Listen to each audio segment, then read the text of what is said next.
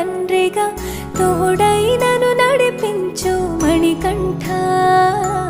కష్టాలే తరిమినా కన్నీరే ముంచిన నీవే నాకు దిక్కు కదా అయ్యప్ప.